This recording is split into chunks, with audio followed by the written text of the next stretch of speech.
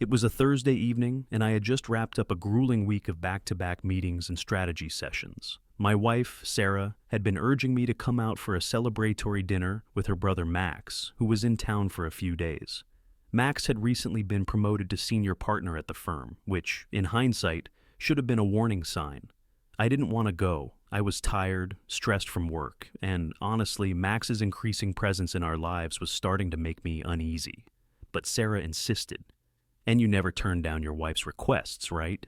We met at one of those trendy upscale spots in the city, the kind that you only go to for special occasions because the drinks are overpriced and the food is served in portions too small to be satisfying.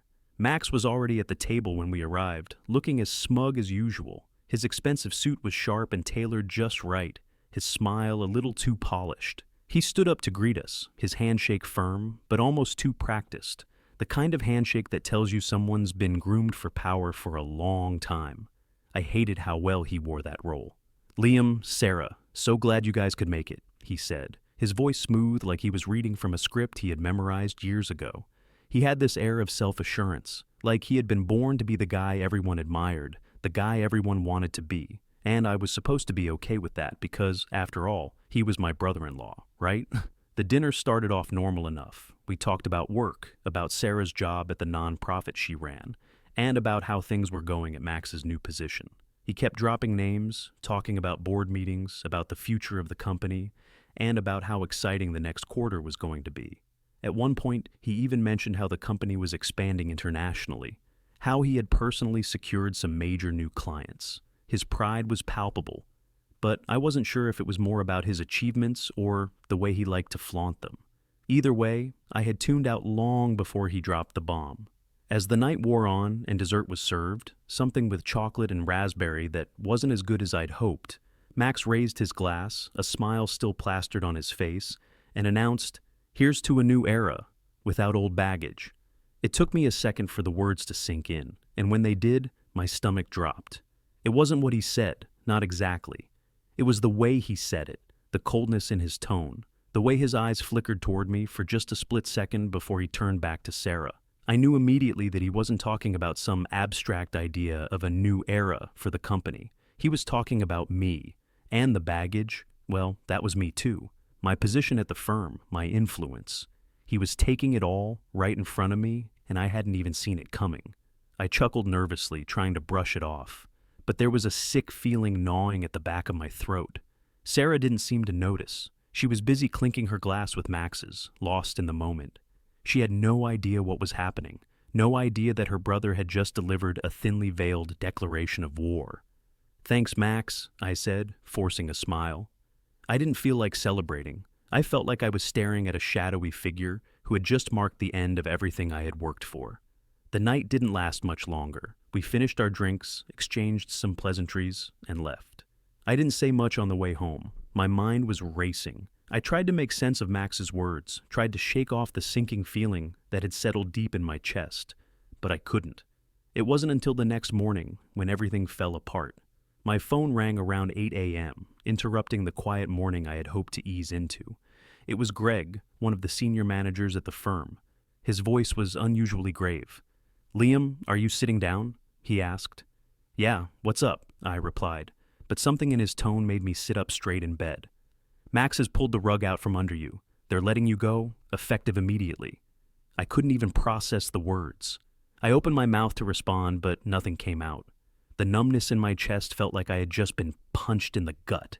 Greg went on, "I don't know the details, but I know he's been working behind the scenes for weeks. He's been taking meetings, restructuring things. The board's made their decision. You're out." I didn't have the words for what I felt in that moment. Betrayed didn't even begin to cover it. Max had played me for a fool. For months I had been working my ass off, thinking that everything was fine, that I was secure in my role as marketing director. But it turns out, Max had been maneuvering from the moment he got that promotion, inching closer to my job, positioning himself to take everything I had worked for. It hit me hard. I didn't cry. I didn't shout. I just sat there in the silence, feeling like I was watching my life unravel piece by piece. I had been blindsided. I had no idea that my brother-in-law, the guy who I had thought was family, had been plotting my downfall this whole time. Later that day, I was called into a meeting with HR. It was quick, cold, formal. There was no room for discussion, no room for emotion. I was told that Max had requested my termination and that the decision had already been made. No reasons were given, no explanations provided, just a simple, heartless statement of facts. I was no longer needed, and just like that, my career, everything I had worked for in that company, was over. As I walked out of the office for the last time, I looked down at my hands, realizing that I had nothing left to hold on to. I had been a pawn in someone else's game, Max's game. The cold bitterness settled in as I stepped into the elevator. The company I had poured my energy into for years was now in the hands of the very person who had just destroyed me. And worse, the person I had called family. "Here's to a new era," Max had said. I just hoped that the new era would be one where I could rise again, and prove that no matter how hard he tried to bury me, I wasn't done yet. The weeks following my dismissal were a blur, but as I sat at home trying to piece together what had happened, I couldn't shake the feeling that something had been off long before Max's toast that night. It wasn't just the betrayal of being fired, it was the subtle signs leading up to it, the little changes in Max's behavior that I had overlooked or dismissed as nothing. It started a few months before the dinner. I remember Max getting more involved in the day-to-day operations at the firm, particularly in the marketing department, where I had always had a solid hold. At first, I thought it was just him trying to learn more about the business, trying to get a deeper understanding of the workings at his new level. But soon, he began to hover during meetings, asking questions that seemed innocuous at first. But the more I thought about them, the more I realized they were loaded. He'd question decisions that I had made in front of my team, undermining my authority in subtle but calculated ways. He'd say things like, "Are we sure this is the best approach, Liam?" Or, "I think we should rethink this strategy, don't you think?" In a tone that made it sound like he was helping me, when really it was clear he was trying to destabilize me, to sow doubt in my ability as a leader. I remember one meeting in particular where we were presenting a campaign to the board. I had prepared an extensive report, backed by data and metrics, showing how our strategy was working. But Max, sitting in the back, just sat there with his arms crossed, watching intently, his eyes narrowing as I spoke. The moment I finished, he asked the board to reconsider some of the numbers I presented, questioning the accuracy and relevance of the data. Everyone looked at me with doubt in their eyes, but they were too polite to challenge him directly. They just nodded along, as though I wasn't the one who had been running the show for the past 3 years. The vibe shifted after that. It was as though I wasn't the trusted director I once was. I started getting more pushback from the team, as if my decisions were suddenly being second-guessed. People stopped coming to me for advice the way they used to. The messages I received in the office grew colder, less personal. Max's influence had subtly crept in, and he was slowly pushing me out without saying a word. What troubled me even more was how he had begun to act outside of the office. He started showing up to client meetings uninvited, sitting in on calls without explanation. I wasn't the type to micromanage, but I had a sense that these visits weren't about gaining insight into the marketing strategies. They were about establishing his control over the direction of the company. When I confronted him about it once, asking why he was at a meeting with one of our major clients, he just shrugged and said, "I'm trying to get a better feel for where we're heading. It's a big deal, Liam. Don't take it personally." It was small things like that, those little interactions that raised the red flags. I could feel his hand slowly creeping in, taking control of things that were once mine. At first, I tried to tell myself I was overthinking it, that I was just paranoid because of the promotion Max had recently received. But as the weeks went by, it became harder to ignore the facts staring me in the face. Max wasn't just trying to get involved in the business. He was actively trying to dismantle my position. The more I thought about it, the more it became clear. He wasn't simply positioning himself to become a better partner at the firm. He was positioning himself to take my job. And I was too naive to see it until it was too late. The tipping point came when I received an email one Friday afternoon. It was from one of the junior marketing managers, a kid named Chris, who had been with the company for a while. The subject line read, "We need to talk, URGENT." The email itself was short, but unsettling. It said, "Liam, you need to be careful. Max has been making some moves behind the scenes. He's been feeding the board negative information about the direction of the marketing department. And I've heard whispers that they're planning to let you go. Please be cautious." I read that email over and over, trying to convince myself that Chris was just being paranoid. But deep down, I knew he wasn't. I knew that something wasn't right, and that the web Max had been weaving had grown tighter with each passing day. But even then, I hesitated to take action. I wasn't ready to believe that Max, the guy I had once called family, could do something so cold and calculating. I decided to keep an eye on things, to be more vigilant. I started paying closer attention to the conversations happening around me, watching how people spoke to me and about me. The more I looked, the more I realized that the office had changed. There was a chill in the air whenever I walked into a room. People were speaking more in hushed tones, and I began to sense that Max's influence was starting to suffocate the office. One morning, I overheard a conversation in the break room between two senior executives. They were talking about an upcoming presentation to the board and how Max had already been prepping for it. One of them said, "He's got it in the bag. He's been working on it for weeks. Liam's not even in the loop on this one." That was the moment I knew for sure. I wasn't just paranoid. I wasn't imagining things. Max had been playing the long game all along, and he had been moving to take me out, piece by piece. But I wasn't ready to roll over and let him win. I wasn't about to let him destroy everything I had worked for. So I started to gather my own information. I went through emails, met with old colleagues who had left the firm, and even started taking notes on the changes I was seeing within the company. I knew that the only way to fight back was to arm myself with the truth. The trap was set. But what I didn't know yet was that Max had already made his move, and I had no idea just how deep his betrayal ran.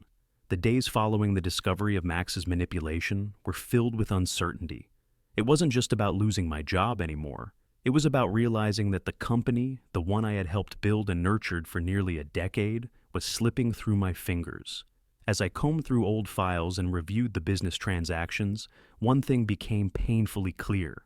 Max had been planning this for much longer than I could have ever imagined. But what struck me as most insidious was the deal he'd just signed, the one that would cost me everything. I had always prided myself on being deeply involved in the business side of things. I knew the ins and outs of the company's contracts, our financials, the partners we worked with.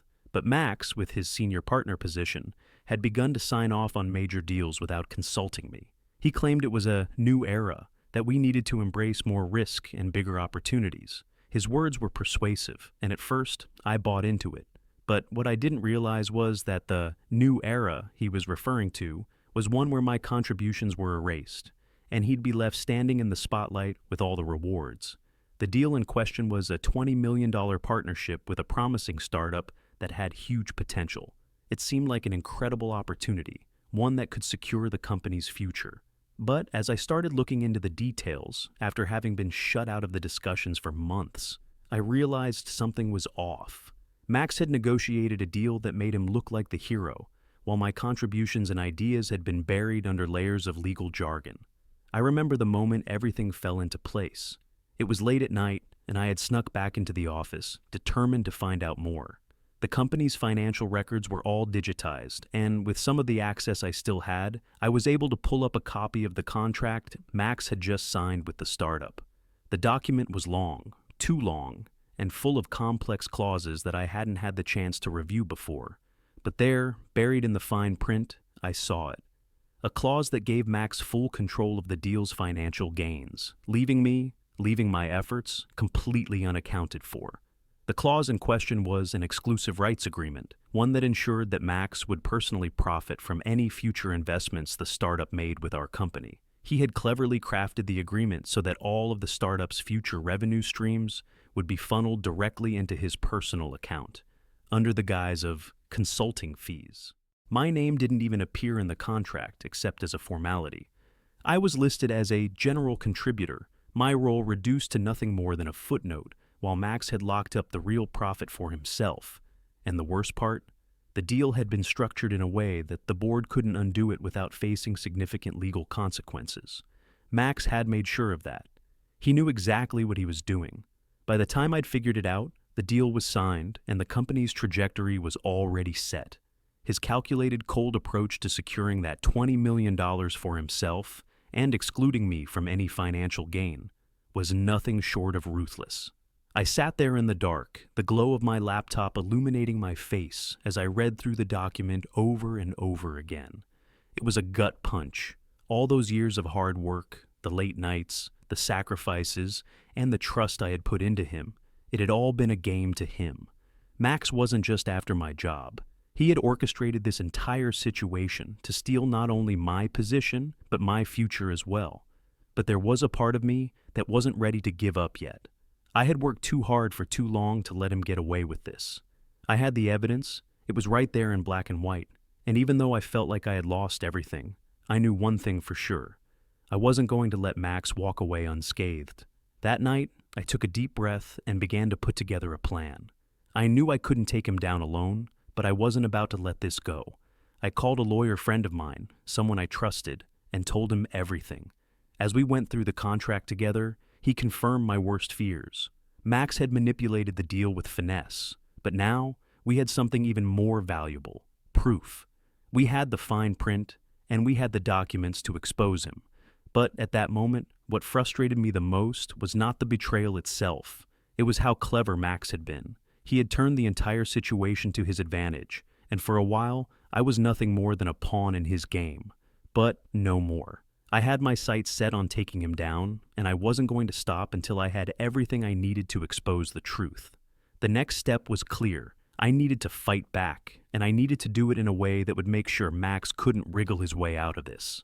I began preparing for a legal battle, gathering evidence, contacting old colleagues, and pulling all the strings I could. Max thought he had won, but I was just getting started.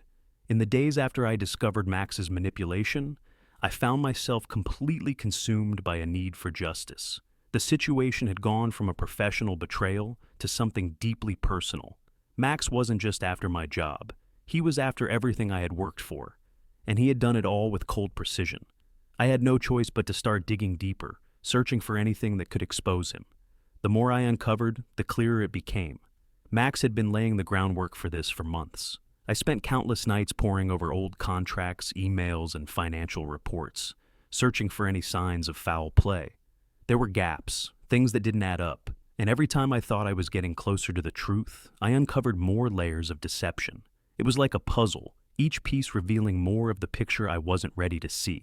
The more I looked, the more I realized how far Max had gone to erase me from the company and ensure his deal would go through without any issues. One of the most telling moments came when I found a series of emails between Max and the startup's CEO, completely bypassing the board. The emails were written in code, using technical jargon that only Max and the CEO would understand. At first, I couldn't decipher what they meant, but then a chilling realization hit me. Max wasn't just planning a new business venture. He was orchestrating the entire company's future without me, and most of the board had no idea. I started cross-referencing these emails with the financial reports, looking for discrepancies. That's when I found it. A series of money transfers to accounts I hadn't seen before. Max had been funneling money into a private account he controlled, one that was never linked to the company's official records. The transactions weren't huge at first, but they were consistent, happening right before major decisions were made. It was as if he had been setting up a parallel financial system, one that would guarantee him personal profit while keeping the company in the dark. The more I dug, the more I realized that these weren't just a few shady transactions. They were part of a larger scheme. Max had been using his position to manipulate the company's finances, diverting funds for personal gain while pretending to be a loyal partner. The financial reports I had access to were carefully manipulated, masking the true scale of his actions. It was so meticulously done that if you weren't looking for it, you would never notice. But I was looking, and I wasn't going to stop until I had everything I needed. To make matters worse, I found a document buried in the depths of the company's archives that was essentially a roadmap for how Max had planned to push me out. It was a series of memos written to various board members, subtly undermining my leadership. Max had been planting seeds of doubt about my abilities, presenting me as a liability to the company. He had even arranged for anonymous complaints about my performance to be sent to the board, making sure that I was seen as incompetent. All of this was happening behind the scenes while I was completely unaware. By this point, I had gathered enough evidence to build a case, but I still didn't know how far this rabbit hole went. The web of lies was thick, and Max's influence within the company was undeniable. I knew I needed to go beyond just internal documents. I needed to bring in outside help if I was going to expose him for the fraud he was. I reached out to my lawyer, who had been helping me along the way, and explained the depth of what I had uncovered. Together, we decided to approach the situation carefully. The last thing I wanted was to make a public scene that could hurt me in the long run. We needed to make sure we had a solid case before we did anything. But even as I started building a strategy, I knew one thing for sure. Max wasn't going to get away with this. He had left a paper trail, a trail that would ultimately lead to his downfall.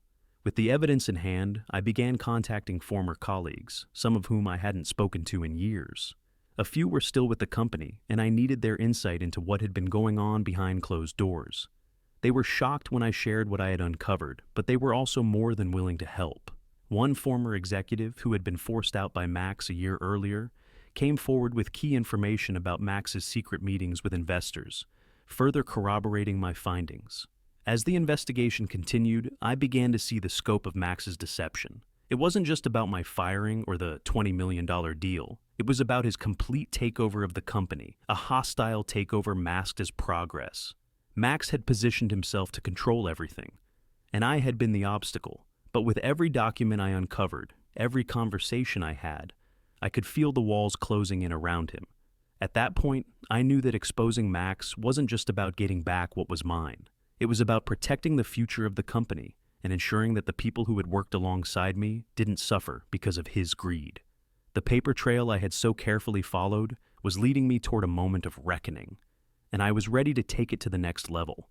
I wasn't going to let Max's empire be built on lies, not without a fight. The truth was out there, and it was only a matter of time before I had everything I needed to bring him down. And when that time came, I would make sure the world knew exactly who Max really was. The courtroom was nothing like I expected. The tension in the air was palpable, and as I stood there, holding the stack of documents in my hands, I couldn't help but think back to all the sleepless nights I had spent piecing this together. Max, once the golden child of the company, sat across from me, his face tight with nerves. His usual smug expression was replaced with a look of uncertainty, something I hadn't seen from him in years. I was fully aware of how powerful Max had become within the company. His connections, his charm, his ability to manipulate the board had always made him untouchable. But now, everything he had worked so hard to conceal was finally coming to light. The betrayal that had started with a toast at that dinner was now a full-fledged legal battle, and I wasn't about to let him off the hook. The legal proceedings started slowly, as they always do, but as the days went by, the case began to pick up momentum. Max had always been the star player at the company, and he had an army of lawyers working around the clock to protect his interests. But the more they fought back, the more they revealed how deep the corruption ran. The first major blow to Max's defense came when we introduced the financial records, the very same records I had uncovered during my investigation. The hidden bank transfers, the false accounts, and the fraudulent contracts were now all in front of the judge, and there was no denying their authenticity. I watched Max squirm as we presented each piece of evidence. His usual air of invincibility was slipping away, and with every document we laid out, his confidence seemed to crumble just a little more. There was a particular moment during the trial that I will never forget. We had just presented a signed memo from Max himself, outlining his secret plan to undermine my position. He had written it in plain language. Liam must go for this deal to succeed, and it was dated weeks before my firing. This was the smoking gun, the moment that I knew Max's manipulations would be exposed for everyone to see. Max's lawyer tried to dismiss the memo as a miscommunication, but the judge wasn't having it. The more Max's team tried to paint the situation as a series of misunderstandings, the clearer it became that they were desperately trying to cover up his actions. The truth was undeniable. Every move Max had made, every document he had signed, all of it pointed back to the same thing. He had orchestrated my firing to clear the path for his $20 million deal. As the days in court went on, more and more people from the company came forward to testify. Former colleagues, including the ones who had quietly supported me during my investigation, shared their accounts of Max's underhanded tactics. One former executive revealed how Max had deliberately excluded me from critical meetings and decisions, a move that ultimately sidelined me and made it easier for him to take control. Another witness, a whistleblower from the finance department, confirmed that Max had used company funds to cover up personal transactions, something that had never been disclosed to the board. Throughout the trial, Max tried to maintain his composure, but it was clear that he was losing his grip on the narrative. His smirk was gone, replaced by a look of frustration and fear. The people who had once admired him began to see him for who he really was, a manipulative, deceitful individual who would stop at nothing to get what he wanted. And despite all of his efforts to discredit me, it was his own words, his own actions, that were condemning him. On the final day of the trial, the judge made a pivotal decision. He ordered a full investigation into the company's financial dealings, a move that would put Max directly under the microscope. The pressure was on now, and there was no escaping the truth. Max's empire, built on lies and manipulation, was starting to unravel. The media coverage of the trial had been extensive, and word was spreading. The company board, which had once been under Max's thumb, began to question his leadership. Shareholders expressed concerns, and several top executives started distancing themselves from him. I couldn't help but feel a sense of vindication as the walls closed in on him. For years, I had been the one looking over my shoulder, wondering when Max would pull the rug out from under me. Now the tables had turned, and he was the one on the defensive. The night before the final verdict was read, I took a long walk to clear my head. I thought about everything I had gone through, the betrayal, the sleepless nights, the endless hours of digging for evidence. It felt like a lifetime ago when I had first received that toast from Max, when he had raised his glass and said, "Here's to a new era." At the time, I had no idea what he meant, but now it was clear. His new era had come at the cost of my career, my reputation, and my trust in those I had considered family. But as I stood outside, watching the sun set over the city, I knew this was it, the end of Max's reign, and the beginning of my own path forward. The next morning, the judge rendered the verdict. Max was found guilty of fraud and misrepresentation. His manipulation of the company's finances, his betrayal of the board, and his role in orchestrating my firing had all been exposed. Max was forced to resign from the company, and he would face further legal consequences for his actions. The company was left reeling, but for me, it was a victory. I had lost my position, my status, and my place in the company I had helped build, but in the end, I had reclaimed my dignity, my truth, and my ability to move forward on my own terms. After winning the legal battle, Max was ousted from the company. It wasn't just a victory in court, it was my chance to rebuild, to show the world I wasn't just a casualty of betrayal. With the settlement money, I invested in a new startup that aligned with my values. I started small, but I had something Max never had: integrity and a clear vision. Months later, sitting in a new office, I signed my first big deal. As I read over the terms, I couldn't help but smile. This time, the fine print was in my favor. I had turned the tables, not through revenge, but by proving that my worth wasn't just tied to my old company. I raised my glass in that small office, thinking back to Max's toast. "Here's to a new era, without old baggage," he said. I raised my own glass, this time with a smirk. "We'll see," I thought, knowing I had truly found my own path.